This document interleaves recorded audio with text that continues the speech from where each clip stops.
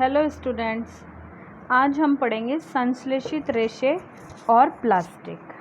अब आपको पता है रेशे क्या है। आपने अपने आसपास विभिन्न प्रकार के कपड़े, बैग, कॉटन की sari, T shirts, jeans, school bag, रस्सियाँ, बहुत सी चीज़ें देखी होगी। ये सब क्या है? रेशे।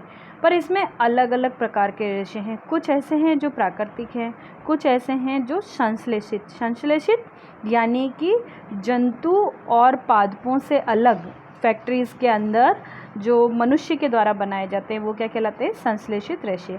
इनमें से अपन कुछ रेशों के बारे में पहले देखते हैं कि कौन कौन से रेशे हैं। जैसे नीचे सारणी दिख रही है आपको, इस तरह की हम एक सारणी बनाएंगे। आपको भी अपनी कॉपी में बनानी है। इसमें आपको वस्तु का नाम और रेशों का प्रकार लिखना है कि कौन से रेशे हैं। जैसे वस्तु के नाम में अपन पहले लिखते हैं कमीज, जो आप स्कूल की शर्ट पहनते हो या आप घर की शर्ट है वो लिख सकते हो कि आपने कमीज़ लिखा। फिर वो किस तरह से उसकी बनी है, कि वो कॉटन की है या सिंथेटिक।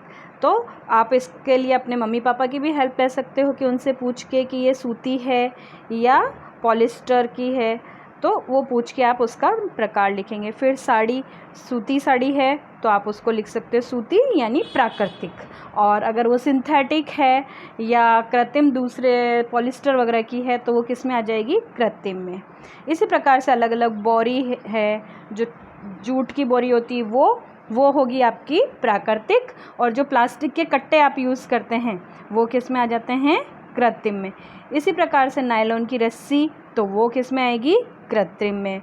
और जो सूत का धागा होता है, कपास का जो धागा है वो किस में आएगा? प्राकृतिक। इसी तरह से बहुत सी वस्तुओं के अपन क्या बना सकते हैं? एक सारणी बनाएंगे जिससे हमें पता चलेगा कि प्राकृतिक रेशे क्या हैं और कृत्रिम रेशे क्या हैं। तो इससे जो आपने सारणी बनाई उससे हमें क्या पता चला कि जो प्राकृतिक रेशे हैं जैसे कपास, ऊन, रेशम, जो पौधों या जंतुओं से प्राप्त होते हैं, ये सब क्या हैं? प्राकृतिक रेशे हैं। और दूसरी ओर जो मनुष्यों के द्वारा बनाए जाते हैं उन्हें हम क्या कहते हैं? संश्लेषित या मानव निर्मित रेशे उनको कहते हैं। अब प्रश्न ये उठता है कि ये संश्लेषित रेशे क्या हैं? संश्लेषित रेशे को समझने के लिए अपन पहले एक छोटी सी चीज़ समझ सकते हैं। जैसे आपने माला देखी होगी, चित्र में आपको दिखाई दे रही है माला, मोतियों की माला। इसमें क्या है? बहुत सारे मोती एक धागे के अंदर पिरो के जोड़ा तो वो क्या बन गए? माला। और अगर ये अलग अलग रहते हैं तो ये क्या कहलाते हैं? मोती। जबकि सब एक साथ जुड़ गए तो ये क्या कहला रहे हैं? माला। तो इसी प्रकार से जब ये बहुत सारे मोती एक साथ जुड़कर माला का रूप ले लेते हैं तो उसी प्रकार से जो संश्लेषित रेशा है वो भी छोटी छोटी इकाइयों को, छोटे छोटे केमिकल्स के अणुओं को जोड़कर एक श्रृंखला बनाई जाती है, जो कि वास्तव में क्या होता है? एक रासायनिक पदार्थ होता है। और इन छोटी छोटी इकाइयों से एक बड़ी इकाई बनती है, एक इकाई बनती है जिसे हम बहुलक या पॉलीमर कहते हैं। पॉलीमर यानी दो शब्दों से मिलकर बना है ये, पॉली और मर। पॉली यानी अनेक और मर यानी इकाई, यानी अनेक इकाइयों से मिलकर बनने वाली संरचना क्या कहलाती है? पॉलीमर या बहुलक। अब इस प्रकार से हम बात करें तो बहुलक प्रकृति के अंदर भी पाए जाते हैं और संश्लेषित भी किए जाते हैं। प्रकृति के अंदर जो कौन सा बहुलक पाया जाता है सामान्यतः वो होता है सेल्यूलोज, जो कि कपास के अंदर सबसे ज़्यादा मात्रा में पाया जाता है, जिससे हम सूती वस्त्रों का निर्माण करते हैं, जो कि बड़ी संख्या में ग्लूकोज की बहुत सारी इकाइयों से मिलकर निर्मित होता है, बनता है। अब इसके बाद आता है संश्लेषित रेशे। ये तो अपन ने देख लिया कि संश्लेषित रेशे क्या हैं। अब संश्लेषित रेशे कौन कौन से होते हैं, किस प्रकार से होते हैं, उनके बारे में अपन पढ़ते हैं। सबसे पहला आता है रेयान, जो कि रेशम के कीट से अपन ने पिछले उसमें पढ़ा था, 7th क्लास में भी पढ़ा है कि रेशम का कपड़ा हमें किससे मिलता है? रेशम के कीट से। और जिसकी खोज कहाँ हुई थी? चीन में।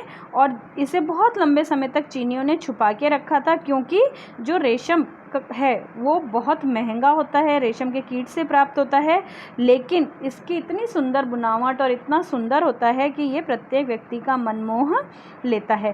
फिर उसी के बाद जब रेशम की इतनी देखा कि इसकी इतनी महत्व है, लोग बाग रेशम को इतना पसंद करते हैं, तो साइंटिस्ट ने क्या सोचा कि जब इसकी इतनी है तो इसको कृत्रिम रूप से भी, क्योंकि वैसे बहुत महंगा होता है और हर सामान्य व्यक्ति के इसको नहीं खरीद सकता, तो इसके लिए फिर साइंटिस्ट ने क्या किया, लैब के अंदर कृत्रिम रेशम बनाया गया, जिसको हम क्या कहते हैं, रेयॉन के नाम से जानते हैं, जो कि विभिन्न प्रकार के केमिकल से मिलकर बनाया जाता है।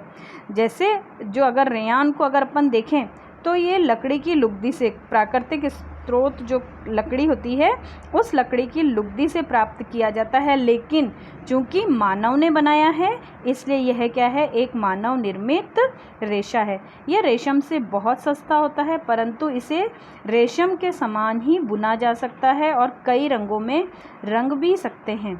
और रेयन को कपास के साथ मिलाकर हम बिस्तर की चादरें या ऊन के साथ मिलाकर कालीन और गलीचे बनाते हैं। आपने ऊन, कालीन, गलीचे, साड़ियाँ, अलग अलग तरह के सुंदर सुंदर स्वेटर्स वगैरह तो देखे ही होंगे। ये सब किससे बने हुए हैं, रेयॉन से। अब रेयॉन के बाद आता है नायलॉन। नायलॉन का आपने बहुत नाम सुना होगा, विभिन्न प्रकार के जुराब, मोजे, रस्सियाँ, टूथब्रश, पर्दे, ये सब चीज़ें आपने देखी हैं। ये सब किसकी बनी हुई हैं, नायलॉन की।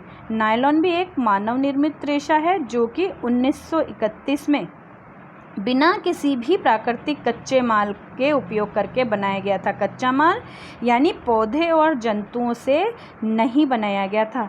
इसका निर्माण किससे किया गया था, कोयला, जल और वायु से इसका निर्माण किया गया था। और यह पहला ऐसा संश्लेषित रेशा था जिसमें संपूर्ण चीज़ें रसायनों से, कोयले, जल और वायु से यूज़ की गई थी। नायलॉन का जो रेशा होता है ये बहुत मजबूत होता है, खींचने वाला होता है, प्रत्यास्थ होता है, मतलब फैल और सिकुड़ सकता है, और बहुत हल्का, लाइट वेटेड होता है, और साथ ही साथ चमकीला भी होता है और धोने में आसान होता है। जैसे कॉटन के कपड़ों को तो धोने में बहुत टाइम भी लगता है, सूखने में भी टाइम लगता है, लेकिन ये धुलने में भी आसान होता है, और इसलिए इसके जो कपड़े बनाए जाते हैं वो बहुत आसानी से आपको मिल जाते हैं और इसका प्रचलन भी ज़्यादा है। हमें मार्केट में आजकल ज़्यादातर इसी के कपड़े इत्यादि मिलते हैं। और यह इतना मज़बूत होता है कि इसके पैराशूट और रस्सियाँ भी बनती हैं, जिससे कि चट्टानों में भी हम चढ़ने का काम कर सकते हैं। इसकी और भी बहुत सी चीज़ें हैं, जैसे मोजे, सॉक्स, रस्सियाँ, तंबू, टूथब्रश, कारों की सीट के पट्टे, स्लीपिंग बैग्स आदि भी उपयोग में लिए जाते हैं। फिर ये देख रहे हैं आप, जो पैराशूट और रस्सियों चढ़ने के लिए काम में आ रही, ये भी नायलॉन की ही बनी हुई होती है। एक नायलॉन का जो तार होता है वो इस्पात के तार से भी ज़्यादा मजबूत होता है। जैसे अपन लोहे के और इस्पात के तार यूज़ करते हैं ना, वो कहते हैं कि वो बहुत मजबूत है, लेकिन ये जो रस्सियाँ होती हैं नायलॉन की, ये उससे भी ज़्यादा मजबूत होती है। इसकी मजबूती को परखने के लिए अपन एक एक्सपेरिमेंट भी कर सकते हैं, एक प्रयोग भी कर सकते हैं। आप घर पे भी प्रयोग कर सकते हो। इसके लिए आप क्या करोगे, 3-4 तरह के अलग अलग धागे लेंगे। जैसे एक कॉटन का धागा ले लिया, एक नायलॉन की रस्सी ले ली, एक ऊन का टुकड़ा ले लिया, एक रेशम का धागा ले लिया। इन सब के अलग अलग धागों को आप क्या करेंगे, लेकिन ध्यान आपको क्या रखना है कि जो धागा आप ले रहे हो वो लगभग सभी समान मोटाई के हो, क्योंकि एक धागा आपने बिल्कुल पतला ले लिया और एक बहुत मोटा ले लिया तो फ़र्क पड़ जाएगा ना। तो जितना मोटा आप नायलॉन का ले रहे हैं उतना ही मोटा रेशम, ऊन या कपास का धागा लेंगे। फिर उसको आप किसी भी स्टैंड से या कील से बांध देंगे, और उनकी लंबाई समान की, माना आपने 10 सेंटीमीटर रखी, 15 सेंटीमीटर रखी, तो उनकी लंबाई और मोटाई दोनों क्या होनी चाहिए, समान होनी चाहिए। फिर उन धागों को आप एक एक करके हम उनके ऊपर अलग अलग बाँट बांधेंगे। बाँट या कोई भारी वस्तु धीरे धीरे बढ़ाएंगे। जैसे कॉटन का धागा बांधा, उसके ऊपर पहले आपने 50 ग्राम का बाँट बांटा, फिर 100 ग्राम का, धीरे धीरे बाँट बढ़ाते जाएंगे और एक सारणी में अलग नोट कर लेंगे कि कितना बाँट बांधने पर वो धागा साबुत रहता है। और जैसे जैसे आप बढ़ाएंगे तो एक स्टेज आएगी कि उसके बाद वो धागा टूट जाएगा। जिस वज़न के ऊपर वो धागा टूटता है आपको वो नोट करना है कि इस धागे ने कितना वज़न उठाया। इस प्रकार से हम चारों प्रकार के धागे, कपास, ऊन और रेशम का धागा यूज़ करेंगे और सभी के साथ यही प्रयोग दोहराएंगे कि उनका वज़न धीरे धीरे बढ़ाते जाएंगे। उसके बाद आप देखना कि आपको पता चलेगा कि जैसे कपास का धागा है वो बहुत जल्दी टूट जाएगा। सबका वज़न जो आएगा वो अलग अलग कि किसके अंदर कितनी क्षमता है। तो इसमें जब आप क्षमता की गणना करोगे तो आप देखोगे कि जो नायलॉन का धागा है सबसे ज़्यादा वज़न उठा सकता है। जितना ज़्यादा मोटा रस्सी होती जाएगी, उसका मोटापा और लंबाई बढ़ती जाएगी, वो उतना ही वज़न ज़्यादा खींच सकता है। ठीक है, अब इसके बाद आता है तीसरे प्रकार का धागा, पॉलिस्टर और एक्रिलिक। अपने अपने आसपास इन चीज़ों का नाम तो बहुत सुना होगा, जैसे आपके स्कूल की शर्ट है, साड़ीज़ हैं, तो इस प्रकार से आपके फ्रॉक, सूट, चुन्नी, ये नाम सुनेंगे कि पॉलिस्टर की है। तो इसके साथ साथ आपने इनकी विशेषता देखी होगी कि ये जल्दी सूख जाते हैं, इनके अंदर सिलवटें नहीं पड़ती हैं, ये सीधे रहते हैं और अगर इनको धोना हो तो ये बहुत जल्दी आसानी से धुल जाते हैं। अतः यह वस्त्र सामग्री हमेशा क्या रहती है, उपयोगी रहती है। फटाफट धोया, सुखाया और आप इसको यूज़ कर सकते हो। इसके अंदर सिलवटें भी नहीं पड़ती, तो एक बार को आप बिना प्रेस के भी इनको पहन सकते हैं। सुंदर पॉलिस्टर की कमीज़ें और अन्य परिधानों को, अन्य जो आपके सूट, साड़ी, ड्रेसेस वगैरह हैं, उनमें आपने इस कपड़े को देखा होगा। इसी तरह से टेरिलिन भी एक बहुत लोकप्रिय पॉलिएस्टर है। इसे बहुत महीन रेशों से यानी बहुत महीन धागों के रूप में बनाया जाता है, खींचा जाता है और फिर उन्हीं में जिस भी प्रकार का हमें कपड़ा चाहिए उस प्रकार के कपड़े हम इससे क्या कर सकते हैं, बुन सकते हैं।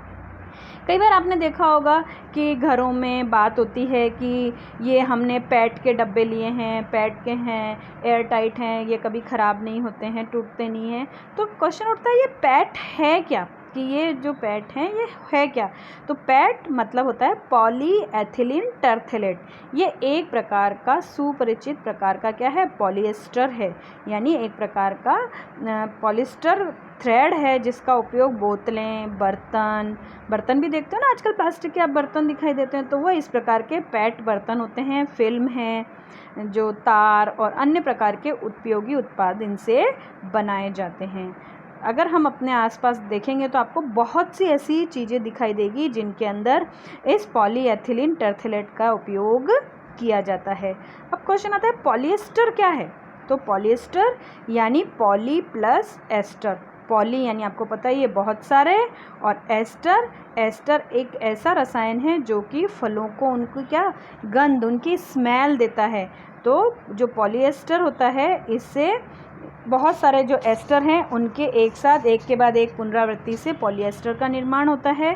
और इस पॉलिएस्टर से विभिन्न प्रकार के पॉलीकॉट, पॉलीवूल, टेरिकॉट आदि नामों से मार्केट के अंदर आपको ये चीज़ें मिलेगी। जैसे कि नाम से हमें पता चलता है कि यह दो प्रकार के रेशों से मिलता है, पॉलीकॉट पॉलिएस्टर और कपास मिलके बनता है, और पॉलीवूल पॉलिएस्टर और ऊन को मिला के जो ऊन बनाई जाती है उसे हम क्या कहते हैं, पॉलीवूल। सर्दियों के अंदर आपने देखा होगा कि है ना कि किस प्रकार से हम स्वेटर, शॉल, कंबलों आदि का उपयोग करते हैं। ये सभी प्राकृतिक तत्वों से नहीं बने होते हैं, लेकिन आपको बिल्कुल प्राकृतिक ऊन जैसे ही दिखाई देते हैं। तो ये भी एक अन्य प्रकार के संश्लेषित रेशों से तैयार किए जाते हैं जिन्हें हम क्या कहते हैं, एक्रिलिक। और ये एक्रिलिक प्राकृतिक स्रोतों से प्राप्त ऊन, चूँकि हमें पता है कि ये ऊन काफ़ी महंगी होती है, इसलिए जबकि जो एक्रिलिक से बनी वस्तुएं होती है, शॉल होती है, ये क्या होती हैं, सस्ती होती हैं और बहुत सारे रंगों के अंदर हमको मिल जाती हैं। ये अधिक टिकाऊ भी होती हैं और हमारी पहुंच के भीतर होती हैं, इसलिए प्राकृतिक रेशों की अपेक्षा ये ज़्यादा लोकप्रिय होते हैं और हम इनका उपयोग ज़्यादा करते हैं। कई बार आपने देखा होगा कि है ना, अगर आपको एक एक्सपेरिमेंट करके भी हम देख सकते हैं कि एक धागा तो आपने कॉटन का लिया और एक पॉलिएस्टर या किसी भी संश्लेषित ऊन का लिया, दोनों को आप अलग अलग जलाएंगे। कॉटन का धागा हम जलाते हैं तो देखते हैं क्या होता है, राख बन जाती है। लेकिन अगर पॉलिएस्टर, रेयॉन या एक्रिलिक किसी भी उसका धागा लगाएंगे तो वो पिघल जाता है। तो इससे क्या है, सबसे बड़ा नुकसान इनका क्या है कि अगर पॉलिएस्टर का और इनका अगर हम कपड़ा पहनते हैं और उस समय आग लग जाती है तो ये पहनने वाले के शरीर पर क्या हो जाता है, चिपक जाता है। इससे हमें कभी भी जब रसोई में या प्रयोगशाला आदि में हमें काम करें तो हमें सिंथेटिक कपड़े पहन के काम नहीं करनी चाहिए या सावधानी पूर्वक काम करना चाहिए, आग से दूर रहना चाहिए, अन्यथा ये पिघलकर हमें ज़्यादा हानि पहुंचा सकते हैं। जबकि कॉटन का कपड़ा जल के हमारे शरीर से दूर गिरेगा, राख के रूप में परिवर्तित हो जाएगा, तो हमारे शरीर को हानि कम होगी। ठीक है। अब आता है इसके बाद कि सभी संश्लेषित रेशे, चूँकि पेट्रोलियम का जो कच्चा माल निकलता है जिसे हम पेट्रो रसायन के नाम से जानते हैं, उनसे प्राप्त होते हैं, इसलिए ये क्या होते हैं, थोड़े अलग होते हैं। संश्लेषित रेशे पेट्रो रसायन के रूप में हमको प्राप्त होते हैं, जिनसे विभिन्न प्रकार के संश्लेषित रेशों का निर्माण होता है। अब आता है संश्लेषित रेशों के गुणधर्म, यानी जो संश्लेषित रेशे आप यूज़ कर रहे हैं वो संश्लेषित रेशे, उनकी क्या विशेषताएं आती। बहुत सारी चीज़ें तो मैंने आपको पहले ही बता दी कि जैसे क्या हैं, ये जल्दी सूखते हैं, अधिक चलाऊ होते हैं, सस्ते होते हैं, आसानी से उपलब्ध हो जाते हैं, और इनका जो रख रखाव होता है वो भी क्या होता है, सुविधाजनक होता है। इन्हें हम आसानी से रख सकते हैं और इसी के साथ साथ इनको सूखने में कम समय लगता है। इसी चीज़ को समझने के लिए हम एक छोटा सा प्रयोग कर सकते हैं। जैसे आपने एक कॉटन का टुकड़ा लो और एक दूसरा सिंथेटिक कपड़ा लो, उन दोनों को आप अलग अलग बीकर के अंदर, एक फिक्स या एक मग्गे के अंदर फिक्स पानी, दोनों के अंदर पानी भरो और फिर उनके अंदर आपको इन दोनों को क्या करना है, भिगो के रखना है। 5-10 मिनट आप उनको भिगो के रखिए और उसके बाद इन दोनों कपड़ों को आपको निकालना है। निकालने के बाद आप क्या देखेंगे कि जो कॉटन जिसमें आपने भिगोया था उसमें पानी की मात्रा कम बचती है और जो सिंथेटिक कपड़ा था उसके अंदर पानी की मात्रा ज़्यादा बचती है। फिर उसके बाद आप क्या करेंगे, इन दोनों कपड़ों को आप क्या सुखा दीजिए। फिर देखिए कि कौन सा कपड़ा पहले सूखता है। तो आप देखेंगे कि जो सिंथेटिक कपड़ा है वो जल्दी सूख जाता है, कॉटन का यानी जो सूती कपड़ा है वो सूखने में टाइम लेता है। इससे हमें क्या पता चलता है कि जो कॉटन के कपड़े होते हैं वो पानी को ज़्यादा सोखते हैं, जबकि जो सिंथेटिक कपड़े हैं वो पानी को कम सोखते हैं और सूखते भी जल्दी हैं। इससे हमें क्या पता चलता है कि जो सिंथेटिक कपड़े हैं वो टिकाऊ, मूल्य में कम और रख रखाव उनका आसान होता है, उन्हें हम आसानी से रख सकते हैं। Thank you.